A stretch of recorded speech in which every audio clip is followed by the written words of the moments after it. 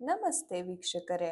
ಆಷಾಢ ಶುಕ್ರವಾರದಂದು ನೀವೆಲ್ಲರೂ ಮಹಾಲಕ್ಷ್ಮಿಯ ವ್ರತವನ್ನ ಆಚರಣೆ ಮಾಡ್ತಾ ಇರ್ತೀರಾ. ಹಾಗೆ ಈ ಒಂದು ಆಚರಣೆಯಲ್ಲಿ ತುಂಬಾ ಅತಿ ಮುಖ್ಯವಾದ ಸ್ತೋತ್ರಗಳನ್ನ ಬಗ್ಗೆ ನಾವು ತಿಳ್ಕೊಳ್ಳೋಣ.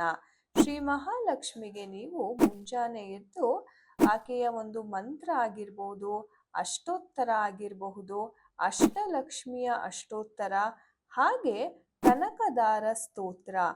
ಈ ಒಂದು ಸ್ತೋತ್ರದಿಂದ ನೀವು ಆಕೆಯನ್ನ ಆರಾಧನೆ ಮಾಡಿದರೆ ಆಕೆ ಪ್ರಸನ್ನಳಾಗಿ ಶೀಘ್ರವಾಗಿ ಒಲಿತಾರೆ.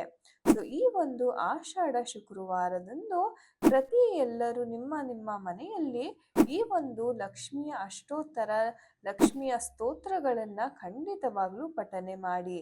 ಜೈ ಮಹಾಲಕ್ಷ್ಮಿ ಅಂತ ಕಮೆಂಟ್ ಮಾಡಿ.